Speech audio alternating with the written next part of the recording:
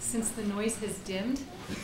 Welcome everyone to our third annual Spring Honors Symposium. Today is the highlight of our year, our honors year, and it's also the time that it really strikes home just how much gratitude we owe to our campus for supporting our honors program. You know, Hillary Clinton said that it takes a village to raise a child. It takes an entire campus to have an honors program. And I sometimes think that our honor students might not recognize that because, of course, their day-to-day interactions are with their honors instructors and with Professor Moshberger and myself. But in fact, there's great support for honors, and without that support from across the campus, we wouldn't have a program. I just wanted to let you know how proud of you we are. Oh no, Tori. We are so proud of you, and we're so excited for you. You guys know how we keep talking about our honor students when they leave, right? You hear us talking about honor students in the past.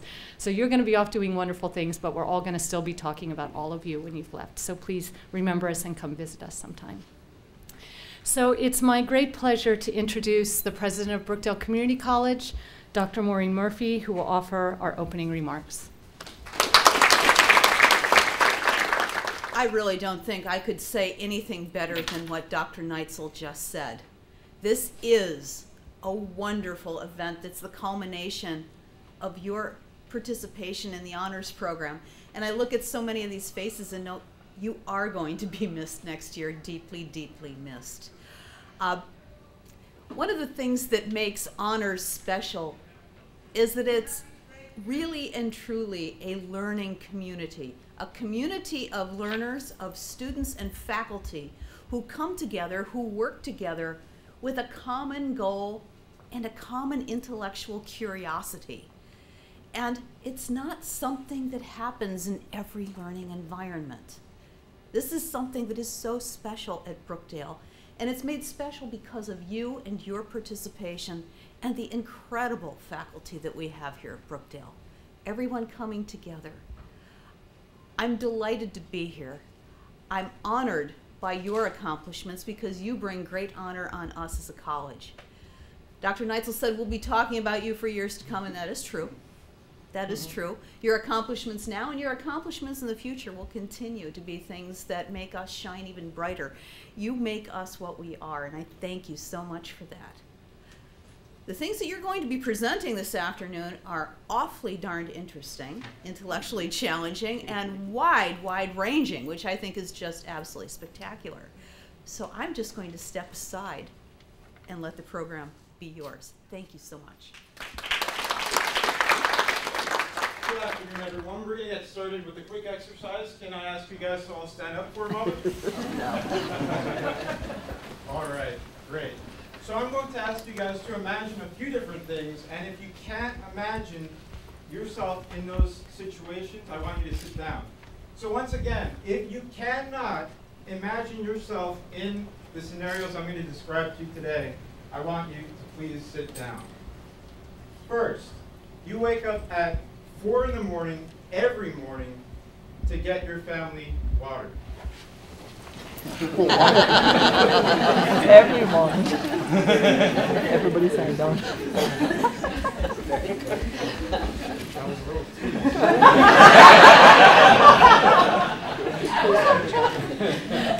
You're standing. All right. So if there's anyone still standing up, basically I would have asked you guys to imagine that after waking up at 4 in the morning, that you're going to walk 4 miles to the closest body of water to get something that looks like this. Now, you guys probably aren't going to drink this, but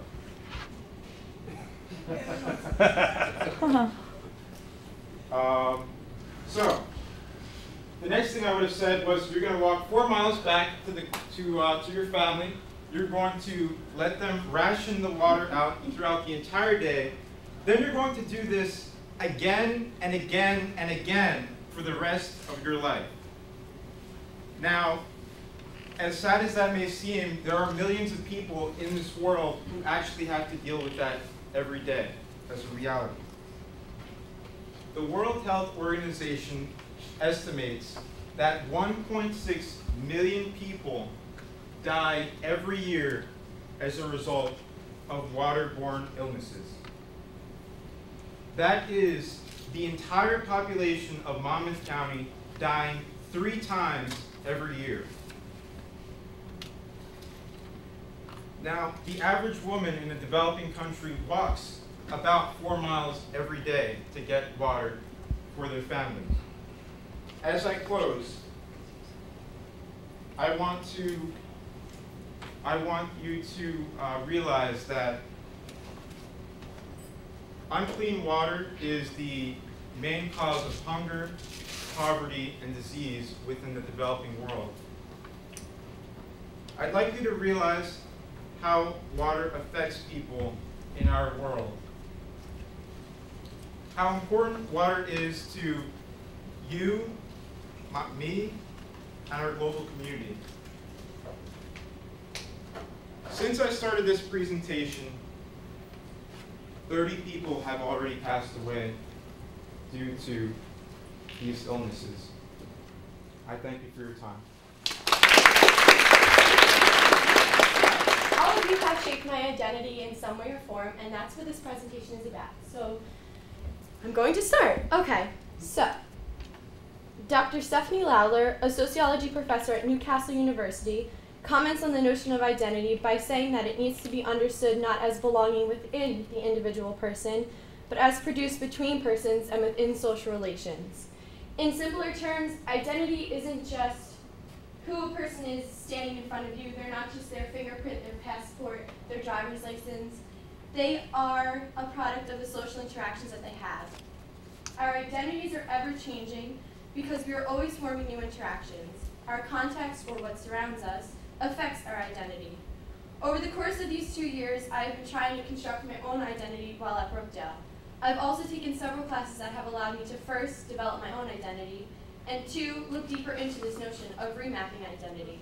I was laying everything out, and I was writing tons of papers, and we were having numerous in-class discussions, and as I was looking at this interdisciplinary experience I was having, I found a similar thread between all of the coming-of-age novels.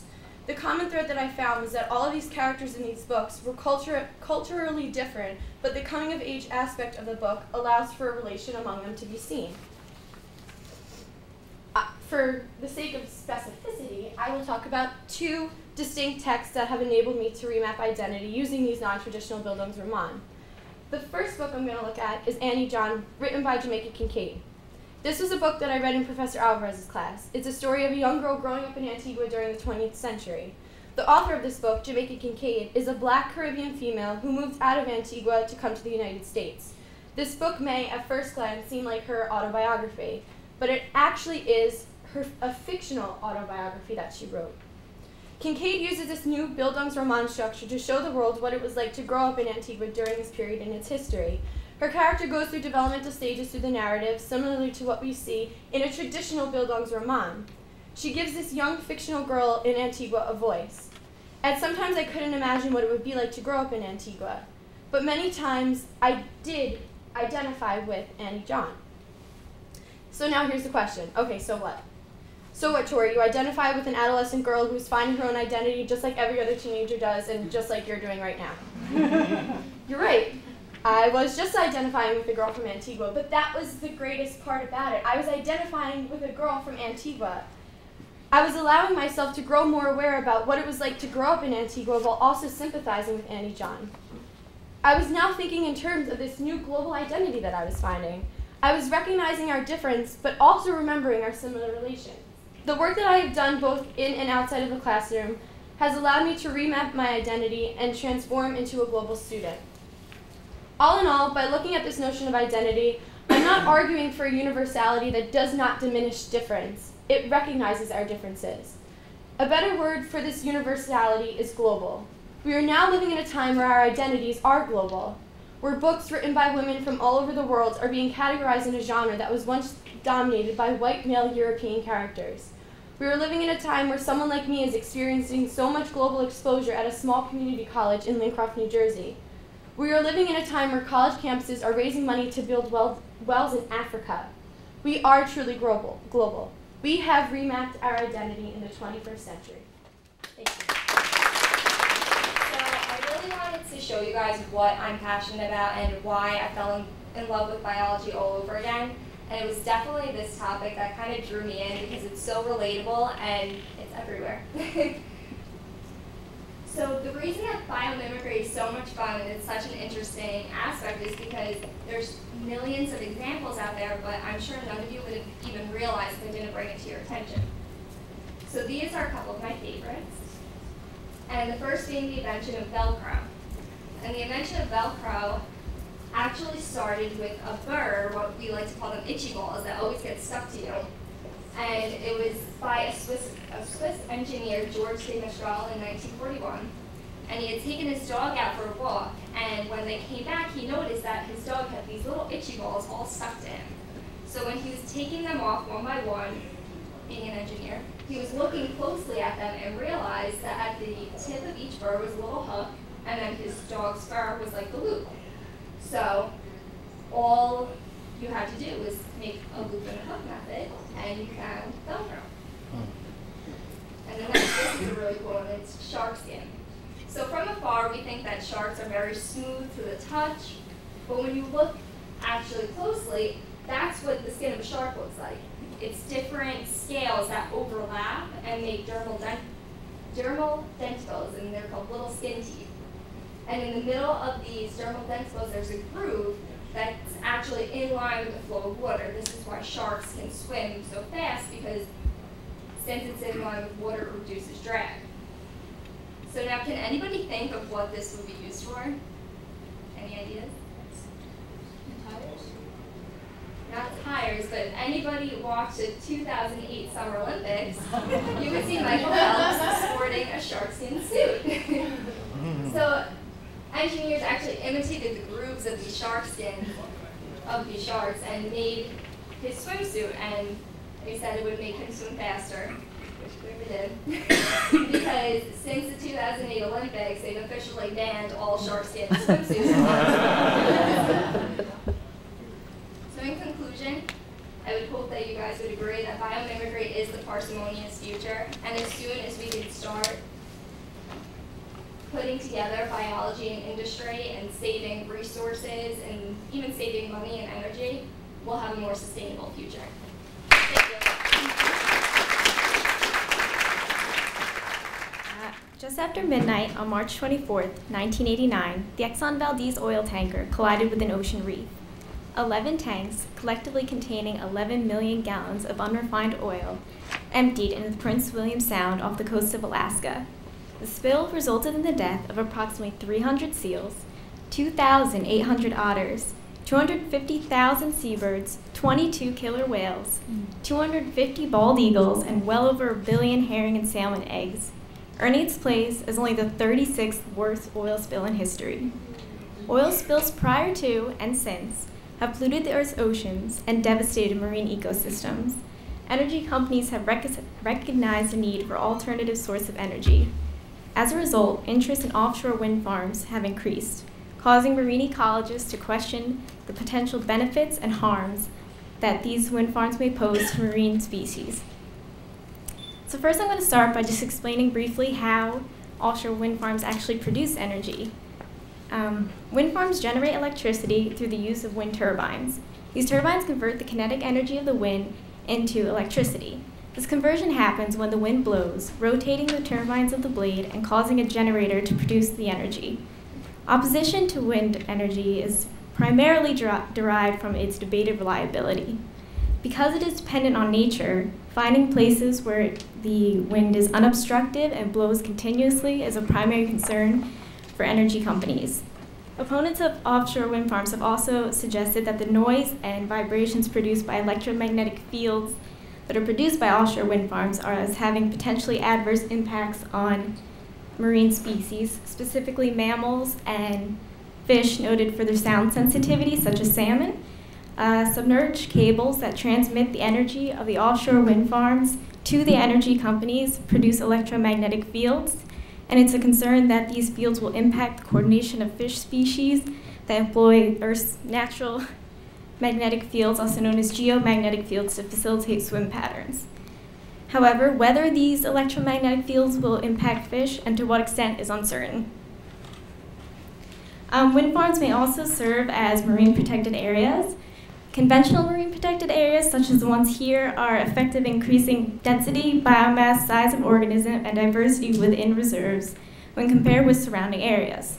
And because the offshore wind farms will only disturb the seabed ecosystems during construction, they will provide a subsequent sanctuary where the ecosystems can recover and thrive. Fish populations have flourished in marine protected areas that have not been deliberately designed and placed with the intention of conserving and enhancing marine biodiversity. Therefore, offshore wind farms created with this purpose have tremendous capacity to preserve marine life and promote biodiversity. While the concept of offshore wind farms created with the intention to both produce clean energy and stimulate and conserve marine biodiversity is still in its infancy, the prospective benefits supersede inconclusive drawbacks. And it is only through application that their failings can be identified and improved upon. So in conclusion, oil spills have polluted the Earth's oceans and devastated marine biodiversity. So offshore wind farms have the capability to enrich marine biodiversity and conserve oceanic habitats while powering a cleaner future.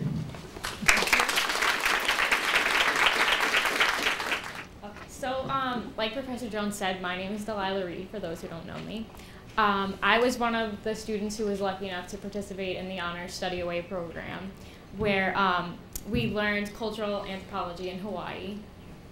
And so tonight, that's what I'm going to talk to you about. I'm going to talk to you about deconstructing Hawaii, which is also known as the Rainbow State. So first, let me start off by asking you, what are some things that you think of when you envision Hawaii?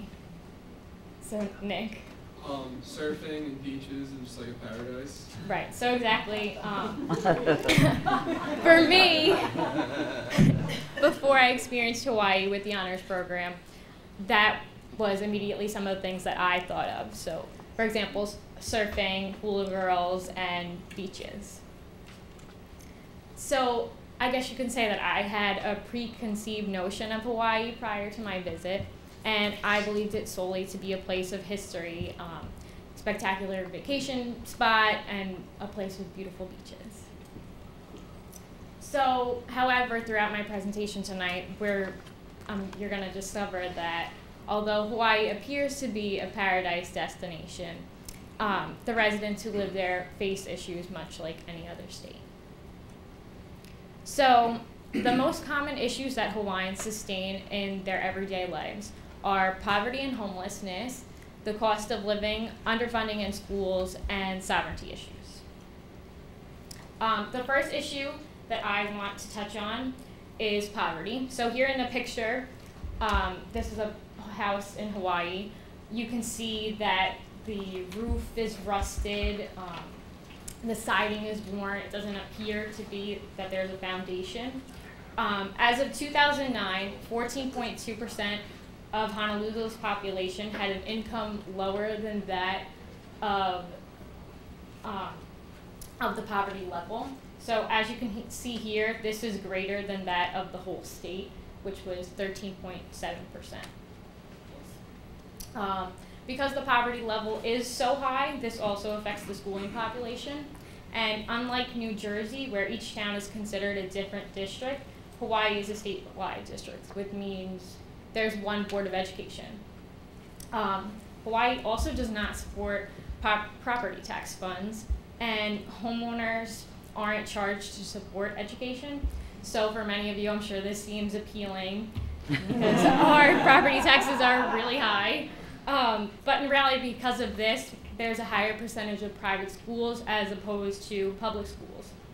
So education is considered that are in these private schools as opposed to public. And this is a topic that's really near and dear to my heart because I am an education major. So as you can see, the picture on the left is the Punahou school, the Punahou private school where President Obama attended. And the picture on the right is the Liho public elementary school. So clearly you can see the difference just from building structure alone.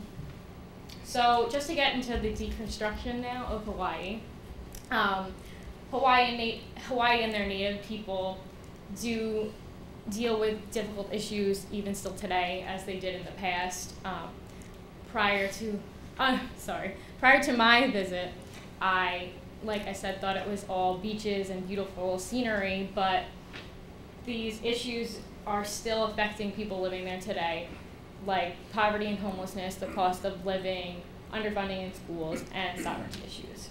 So before I go, let me just leave you with one final point. Does Hawaii still seem like a paradise to you? Thank you. Okay, hello everyone. I'm Nick Calabro. As like Delilah, I went to Hawaii over last summer and got to experience a lot of things and see a lot of different things there that are a lot different than here. And I just want to talk to you guys about how important the natural life really is to the people of Hawaii. So just to start off again, like the natural life, basically the Hawaiians use the natural life in their everyday lives. Their lives basically run through this. And even their religion is based off of the land. For instance, the taro plant, all Hawaiians believe to be their brother. And this basically goes back to a story where Mother Earth and Father Sky had a child, and their first child is the taro plant. And their second child is the human being. So in the sense, the taro plant is the brother to all of the Hawaiians after having a second child. Also, the preservation of the land in Hawaii is key because they use it every day, and it's a lot more important to them, at least, than, I guess, to us, where people just throw stuff on the ground all the time and don't really care for it as much as the people do there. But and just on the side, that's a picture of Manoa Falls, which is actually like right behind the campus where we stayed at, and we got to go hike up there, which I thought was a really cool experience. The Capitol building was specially designed to look like different parts of nature. So there's many different pieces of the building that are shaped to look and almost have a feel of what it's like, of stuff that's naturally grown there rather than a man-made building itself.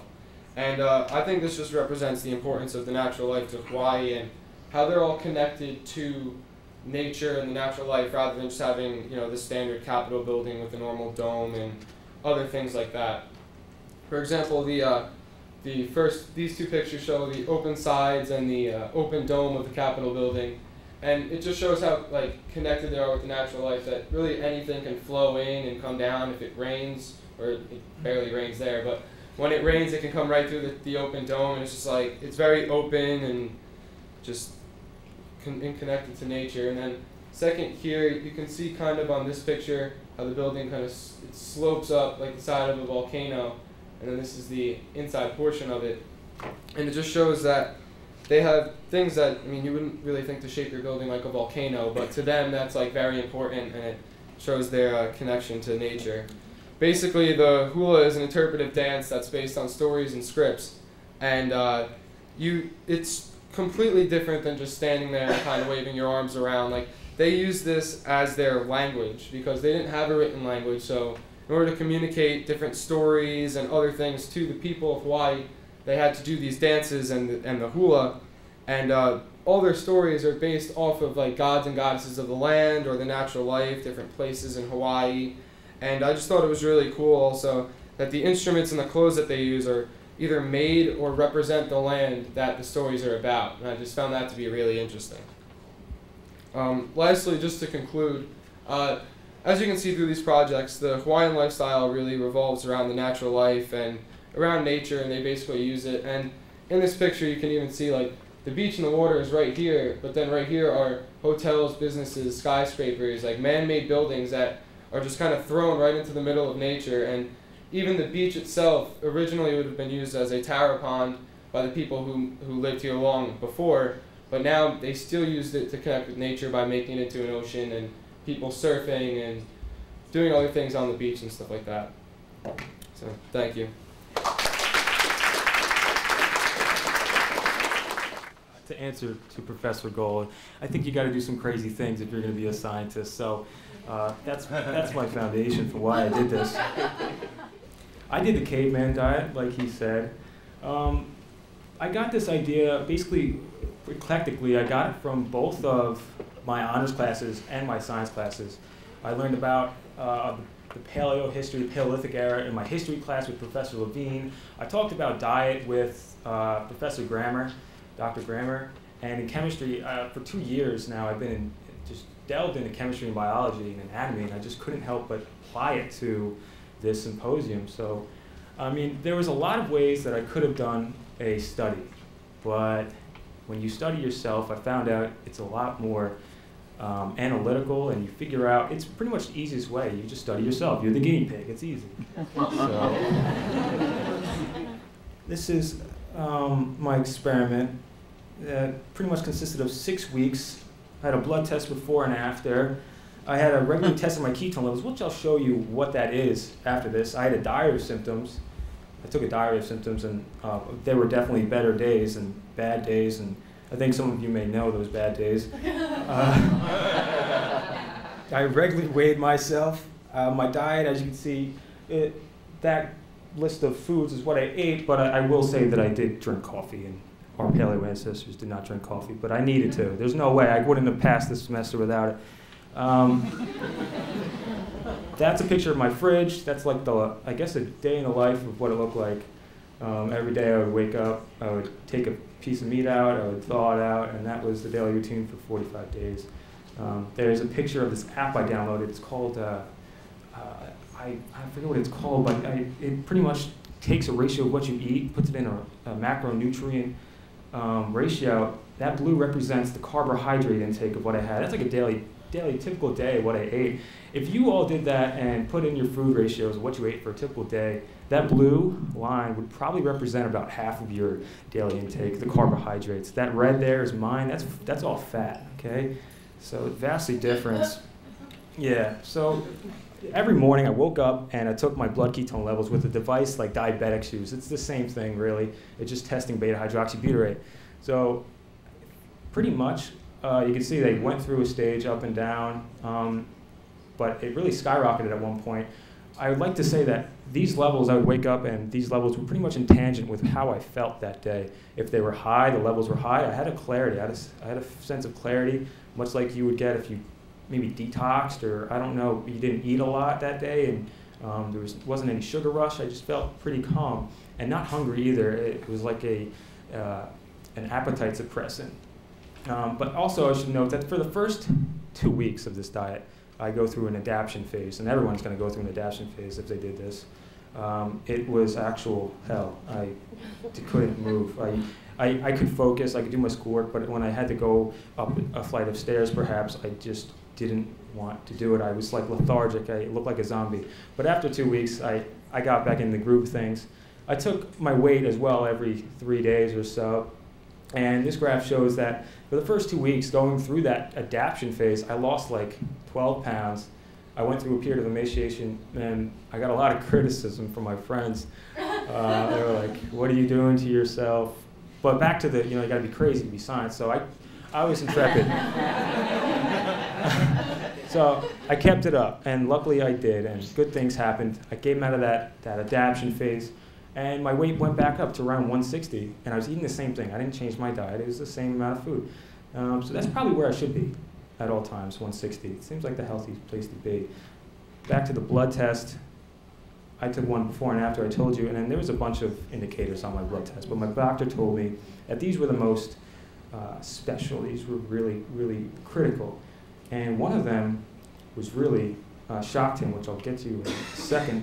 But for now, my blood glucose, obviously the resting level, went down from 94 to 75. So if you pricked me at any time with a diabetic meter, it would show 75 rather than 94. And to add to this, most of us are around the 90s. If you're above, you're probably in the danger zone or so. I don't know, but 75 is roughly what these tribes, those 4 tribes I told you about, those people were really healthy. And if you took their glucose level, they'd probably be around 70. And so I was a little tribe kid, you know. I don't know why I just said that. So, but the next point is really critical, and if you took anything away from today, it would be this. Cholesterol was pretty high.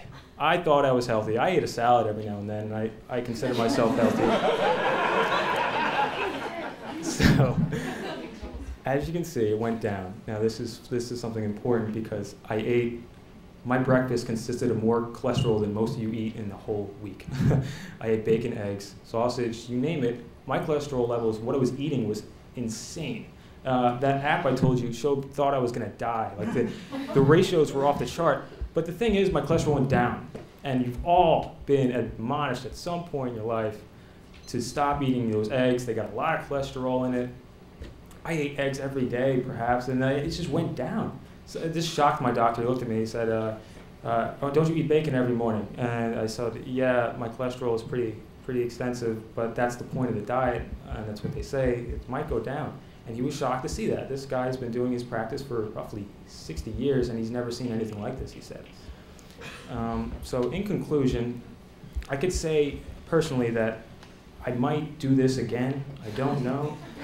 But I can tell you right now that the things we know about diet aren't necessarily aligned with science. This is the first scientific, I guess, regimen that aligns with evolution. So it's very controversial. It's much like biology. Biology, nothing really makes sense in biology unless it's under the light of evolution. And for the first time, a nutritional theory is something like that. And we, as human race, as America, have to worry about our health in the near future. And if I was in my position, in my generation, I would be worrying about it too. I don't want to be paying for anyone else's health, and I don't want my children paying for my health in the near future. I could talk about Obamacare, but I don't want to. So that's it. Pretty much, it did good things for me, and I think you should look into it. Thank you. So my presentation is about stress, coronary heart disease, and coping strategies. A lecturer, when explaining stress management to a class, raised a glass of water and asked, "How heavy is this glass of water?" Answers called out range from 20 grams to 500 grams. The lecturer replied, "The absolute weight doesn't matter. It depends on how long you try and hold it. If I hold it for a minute, it's not a problem. If I hold it for an hour, I'll have an ache in my right arm. If I hold it for a day, you'll have to call an ambulance." In each case, it's the same weight, but the longer I hold it, the heavier it becomes. He continued, and that's the way it is with stress management. If we carry our burdens all the time, sooner or later, as the burden becomes increasingly heavy, we won't be able to carry on. As with the glass of water, you have to put it down for a while and rest before holding it again. When we're refreshed, we can carry on with the demands of life. So what is stress? Stress is a stimulus or response to environmental threats and challenges we face in our everyday lives. It can be defined as a physical, mental, or emotional tension. Who handles stress? Everyone handles stress in some sort of way, from a college student with clubs, assignments, projects, exams, to an adult who's trying to make deadlines, as well as pay the bills. Stress doesn't have to be work-related, as one can develop stress through social situations. These situations include struggle with a family divorce, an argument with a friend, or presenting to a large group.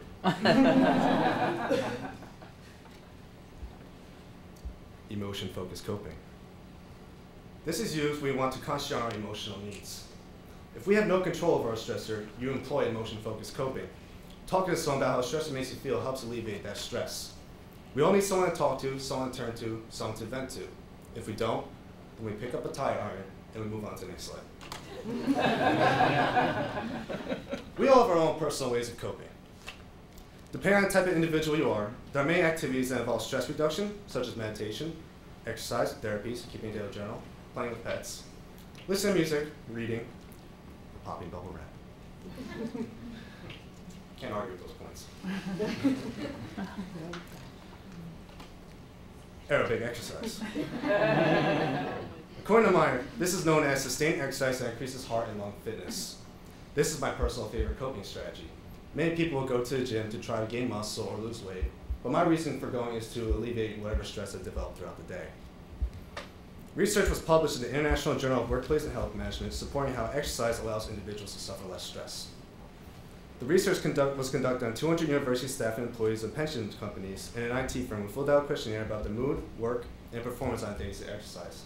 This data was then collected on the days they did not exercise, and they filled out the same questionnaire. 3/4 reported improvements in time management on the days they exercise compared to non-exercise days. 9% said mental and interpersonal performance was better on the days they have exercised.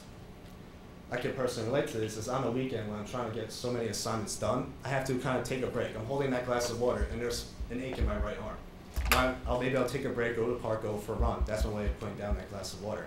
Then I come back, I feel relieved, and I'm ready to take that glass of water and continue on. So, also goes for a school night. When I come home from classes, my mind is all over the place. I'm thinking about all the things I have to get done, all the assignments I received, pretty much every stress you can possibly think of for a student. So I go exercise, and I find that after coming back, this wide mindscape closes in, and I focus on the priorities of what I need to get done. Not worrying about what's in 3 days, what's in 4 days, what's next week, or even a month later, but what's I need to get done right now, which is the priority. In today's modern day society, stress can almost seem unavoidable. It is up to the individual on what they will do with that stress. Will you stress in your favor, such as using it to fuel the fire in your exercise, in your studies, in your job? Or you allow stress to overcome you and change your life as well as your habits? Stress can become the ultimate downfall for an individual, but that does not have to be the case with the various coping strategies, techniques, and activities one can partake in.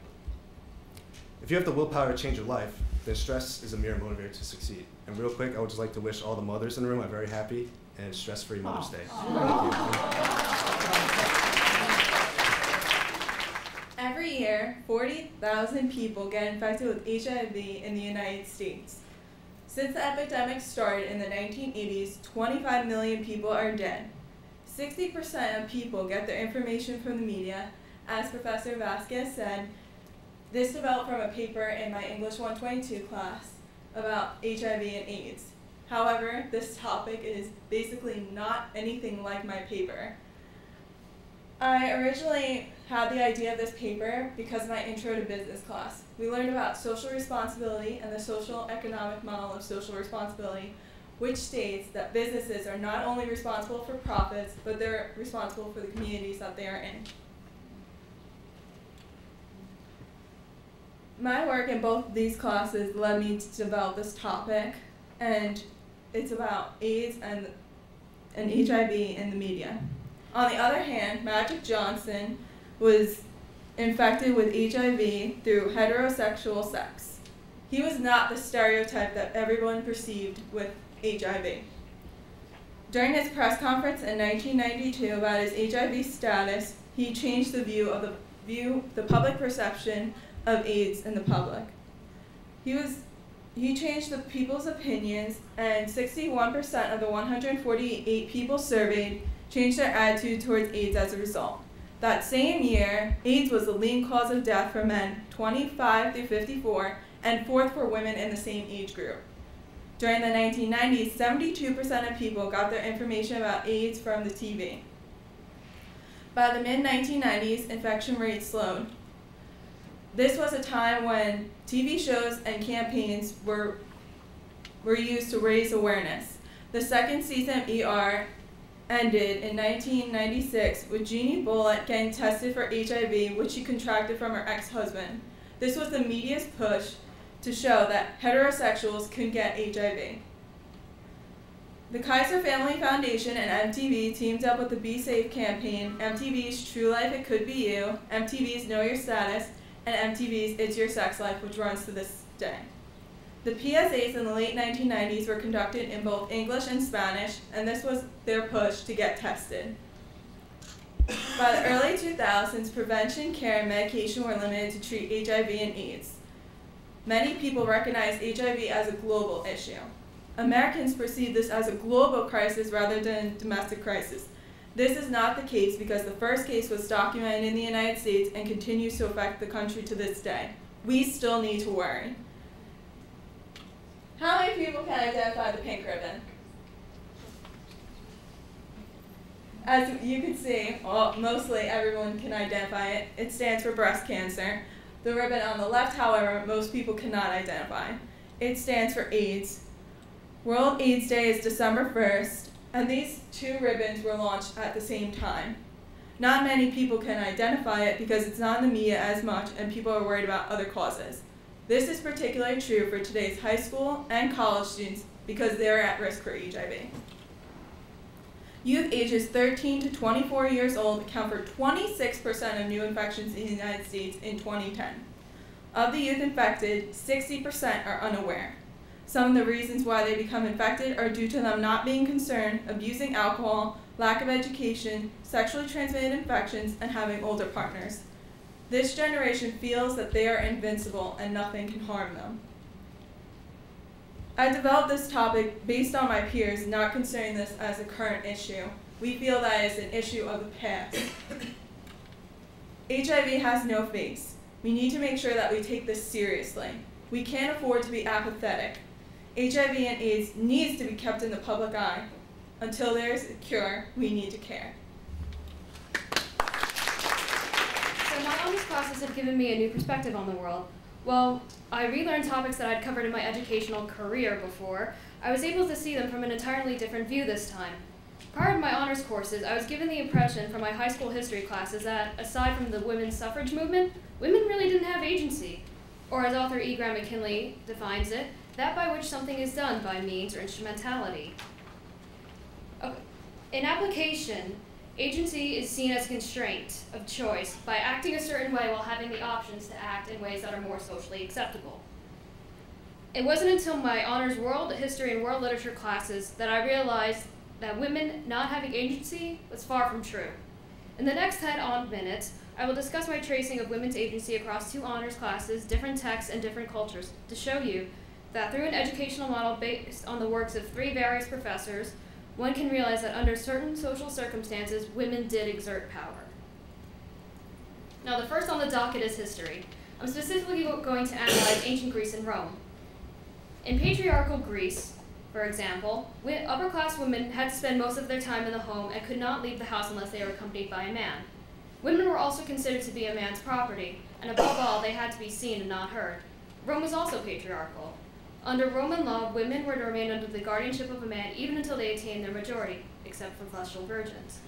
However, if this period is examined through gender analysis, it forms a new identity and new perspective of these women, as well as class, markets, political engagement, and sexuality. In Greece, it was sometimes common that a woman owned a small business. In Sparta, women could compete in athletic competitions, take up arms to defend Sparta if they needed to, and could walk the streets without being accompanied by a man. There were also laws in place that men had to follow in the treatment of his wife, that they had to avoid doing her any wrong, to be accustomed to not needing intimacy, that they must be honest with each other, and that they could not have sex with their slaves. The values of a society are often reflected in the laws that they keep, and assuming that these laws were followed, this would also be applied to slave women as well.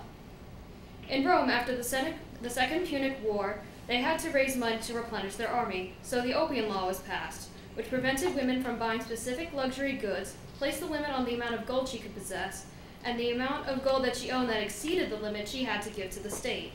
Now, women were targeted specifically because men who died in battle often left large amounts of inheritance to their wives and daughters. 20 years later, after the law was passed, women demonstrated outside of the Senate to have the law repealed. By the end of that very Senate meeting, they were successful.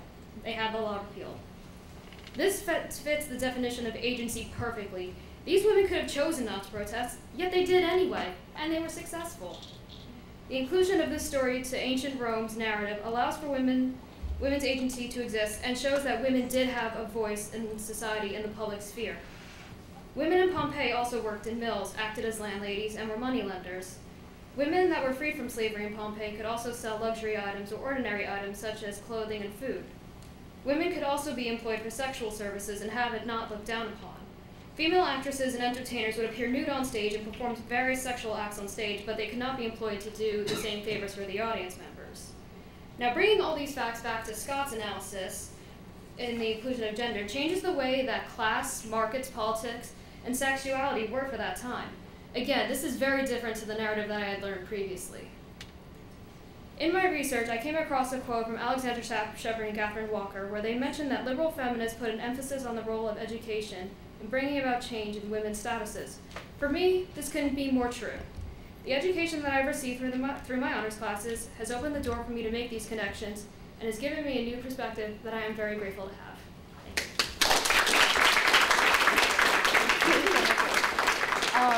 Both Aaron and I chose to volunteer at an organization located here at Brookdale called Change. Now, the mission of Change, which stands for the Center of Holocaust, Human Rights, and Genocide Education, is to educate about historical issues of the Holocaust and genocide. It's supposed to eliminate racism, anti-Semitism, and all forms of prejudice that damage our society, and also it helps to develop creative programs and activities regarding these crucial human issues. During our time here at Change, we spent hours each day archiving VHS videotapes. One of our jobs was to create a directory of these videotapes. Most of the tapes are filled with interviews from survivors discussing their experiences throughout the Holocaust. The use of digital preservation allows easy access for future generations to obtain knowledge of events that have occurred throughout history. Scholar Edward M. Corrado said, "Without digital preservationists, there is no preservation." Many of us might think that this is an obvious statement, but more times than not, we take libraries along with our archives for granted. Having the opportunity to watch survivors' interviews preserves their experiences along with the mental and physical aftermath of historical events, even long after they pass away. Preserving their experiences and being able to remember the adversity these individuals face are both made possible by archivists. It was an honor, no doubt, to be able to save these stories, to help pass on to those who want to delve into the historical events. Engaging in Change allowed us to give back to those who have already passed, and introspection into a world we had never experienced for ourselves. Now, scrapbooking was one of the main projects that I worked on throughout my volunteering at the center, and my job was to basically read accounts of individual survivors and their experiences battling through the Holocaust. And by reading these accounts, I was able to learn more about the implications of empathy. And I've been able to learn that this notion of empathy can basically be seen as a fusion between oneself and another person. So scrapbooking not only allowed for me to learn from these experiences, but it has also fostered a different type of understanding. It has allowed the capacity of my mind to gain a grasp for the content in other people's minds and to ethically respond to them. So after reading the experiences, I was able to participate in creating and designing an electronic scrapbook for each individual, which will be featured in an upcoming exhibit. So scrapbooking in itself is a metaphor for memory, by taking snapshots of every individual's experiences and organizing them in a way that preserves their past and makes them more memorable and accessible to other people who may not be familiar with them. So for the purposes of our symposium project, one which attempts to synthesize these experiences and materials, we spent some time doing research specifically on memory and identity, and two of the most important ideas that we came across were these two terms known as public and collective memory. These scrapbooks attain meaning by their wealth of knowledge and wisdom. Public memory is made evident when the stories of each individual is the main focus of the museum. They are exhibited to all, serving as a form of remembrance and togetherness in the existence of a public, thus then forming part of each individual witness's memory as well. So we're not only preserving these memories by making them ours and reacting to them, but also by working with change and engaging with the literature. I can concur with Dr. Kendall Phillips, professor at Syracuse and author of the book Framing Public Memory, when he says, "All acts of memory are inherently social. Literally, that to remember is to act as part of the collective. In turn, our collectivity is deeply intertwined with our capacity for and enactment of remembrance. Therefore, remembering the past is actually an act that unites us all together as a whole. Then everyone unites as one and serves as a greater witness to traumatic events like the Holocaust that have preceded them." Volunteering at Change, we also had the opportunity to see many of the survivors' belongings as well as their artwork. Over here on the left, you will see this camisole was donated by one of the survivors, and she actually had her grandma made 3 of them, but she never wore this 3rd one because she saved it since it was the only thing she had left of her grandmother. And we were lucky enough to be able to see that, and Change is lucky enough to be able to have her donate that to their specific Holocaust Center. On the right here is an artwork piece called No Exit. It's kind of hard to see because in the middle of the box there's a bunch of mirrors, and It was a work of art made after a survivor had seen the World Trade Center and people being trapped in it. She said that my response to the people trapped in the World Trade Center towers on 9/11 brought forth memories of the Jews trapped in Europe. We're really sad to be leaving Brookdale in a week, but we're also excited to start the next chapter of our journey. Thank you for making that possible. Thank you. I was going to start off with a joke, but I realized it's not that funny, so I'm not going to tell it.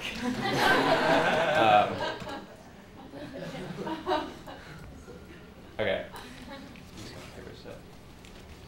Hello, everyone. On a more serious note, I'd like to tell you a story of a man, and the story of how that story inspired another story, and how it inspired all of us, and how we were not only aware of it, but how we are part of it.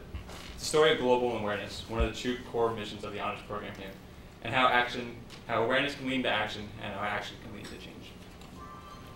Whenever I go to a presentation, I always like when the presenter gives me an idea and an outline of what I'm going to hear.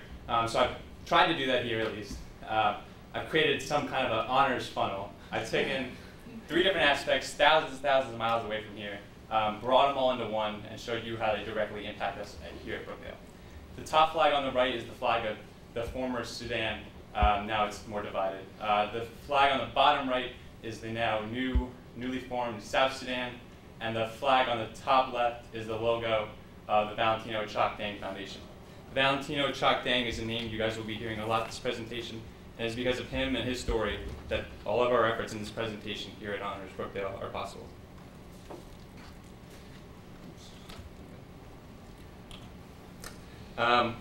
When I came across these facts, I guess the word I was used was shocked. I knew our educational system was a lot more developed than a lot of other countries, but I never knew it was this bad.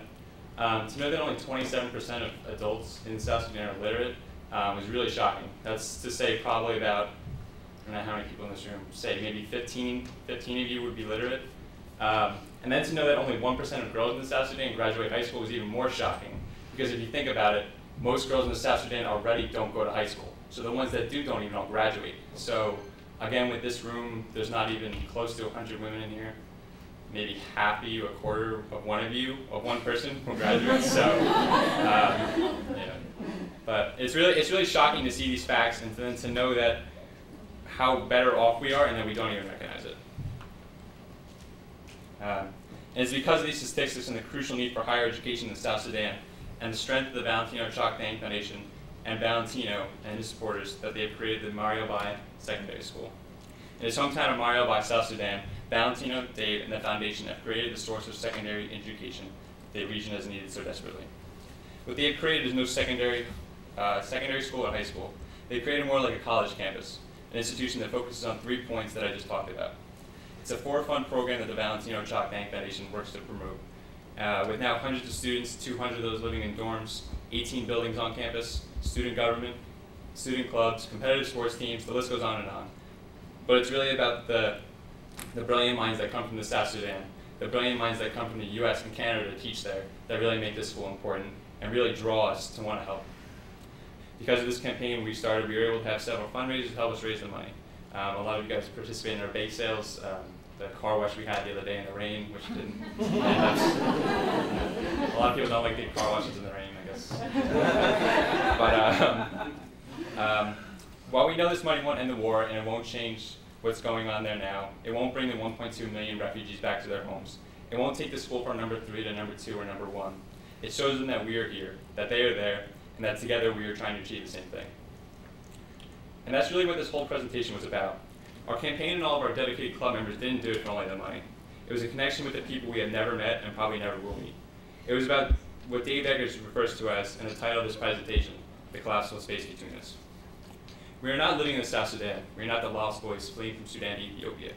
But through literature, through stories, and through Valentino's life and Dave Eggers' book, we know that they are there.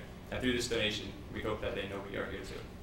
And that's really what the collapsible space is, taking 2 people in 2 groups far, far away, and no matter the distance, bringing them together side by side, so that each other is with them. It's like the space were to collapse and the distance would be forgotten, and that they could be sitting in this room right now listening to this presentation just like all of you. Knowing the efforts of so many honor students here, and not only seeing a $sign a few slides ago, but knowing that we are simply here, that they are there, and that even knowing that, This whole experience has brought us together, and we will forever know that we are one. I would like to thank Dr. Neitzel, Professor Moschberger, for a great presentation today, all the academic teachers and faculty here. Definitely Professor Roseanne Alvarez. She was a great mentor. I couldn't have done it without her, especially the title and the PowerPoint slides and everything. It was not only the title, that came out bad. I'm sorry. But really it was everything, so thank you, Professor Alvarez. And thank you, all of you, especially to the students of the Honor Association of Brookdale, and especially the ones that helped with the bake sales in our rained out car wash. Thank you. I just want to say, wow, you guys all did such a terrific job. Wasn't that a great program? Yeah.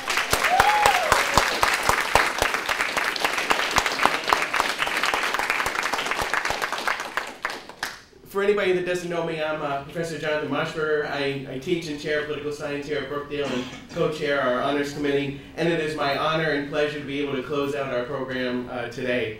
Thank you guys. First of all, thank you all so much for coming out today in support of our students and our program. We truly appreciate you all being here. As you can see, Honors at Brookdale is really, really something special. It's more than just great students, which of course you guys are. It's a community of scholars who are actively engaged both in the classroom and outside the classroom beyond its doors. Our honors students are making a difference here on campus and in the community. And they made a difference here today as well.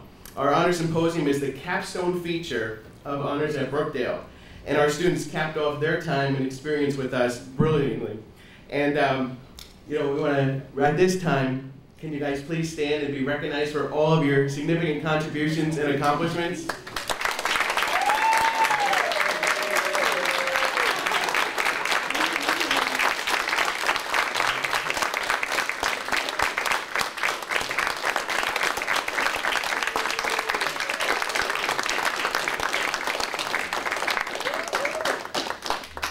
We are so proud of all you, and we know you're going to go far. Through our Honor Symposium, we are able to showcase some of the outstanding work that our students have done with their time with us.